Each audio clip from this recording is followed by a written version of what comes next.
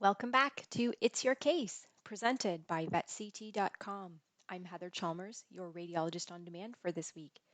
Today's example is an 11-year-old Rottweiler with left front limb lameness. Repeated pain responses noted during physical examination when you palpate the humerus. The dog also has a history of chronic perianal fistulas. Here you can see the lateral view of the left brachium from the shoulder to the elbow. I have two cranial caudal views today. The first is maybe a little less easy to recognize. You can see the thorax is on the edge of this view.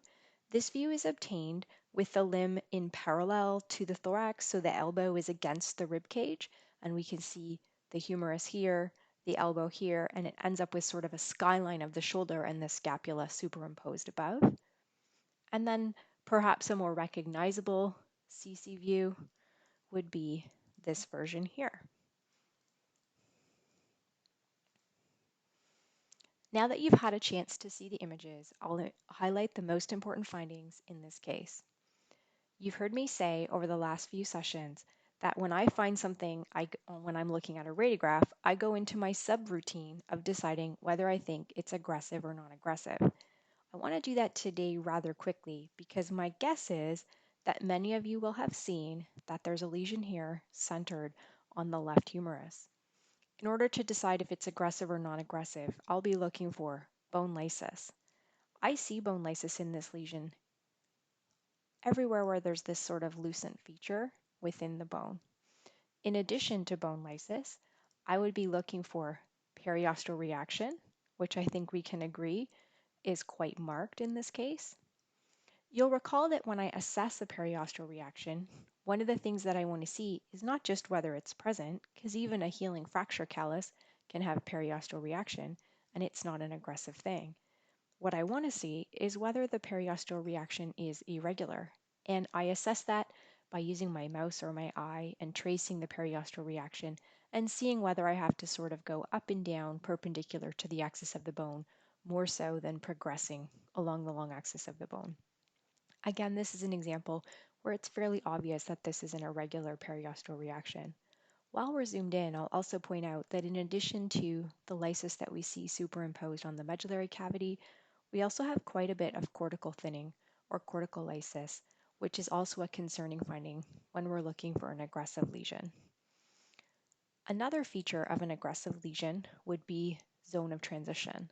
You can see that maybe this isn't the best view and we can assess it on another view as well, but when we're trying to decide where the abnormal bone ends and a more normal part of the bone begins, it's actually quite hard in this case. So I would consider this to be a long or at least a moderate zone of transition. On this view, we can see that somewhere here between the distal diaphysis and the area closer to the condyle, we start to see more normal bone. Our last criteria for an aggressive lesion is rate of change, and we can't assess that when we only have one view. So I'm guessing that we're all fairly confident that this is an aggressive lesion. What I actually wanted to touch on today is what do we do next? So an aggressive lesion in a geriatric large breed dog like this, the literature and certainly textbooks would support that this is very likely to be a primary bone neoplasia. However, as you all know, the treatment for that can be quite aggressive and may include limb amputation. So it can be good to know with certainty before you advise the owner to accept amputation as as a treatment option. When it comes to sampling these lesions with FNA, what the literature would support is that fine needle aspirate and Jamshidi type biopsy approaches are probably fairly similar in accuracy. It's likely that false negatives do happen, meaning that you could take a sample from this bone with a percutaneous FNA and it could come back without definitive evidence of neoplasia, but that does not fully exclude neoplasia. So a false negative result can happen. However, it's been shown in the literature to be unlikely that a benign bone lesion would have an FNA resulting in a misdiagnosis of neoplasia.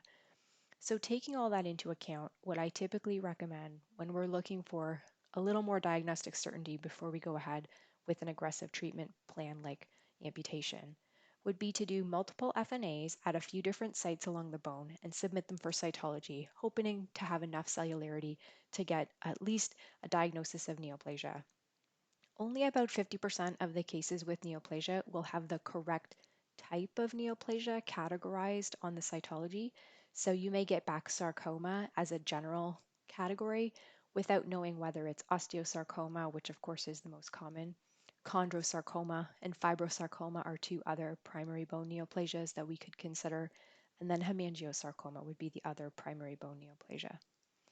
So, sampling of these images can be helpful. I like to go after places where there's a little bit of a loosened area because I think it can be helpful to get past this periosteal reaction. Sometimes the periosteal reaction is tumor new bone formation, but in other cases, it's reactive bone and the primary underlying cause is not found. Be sure to review the full report associated with this case. Thanks for listening, and remember, it's your case, so please post your questions on social media.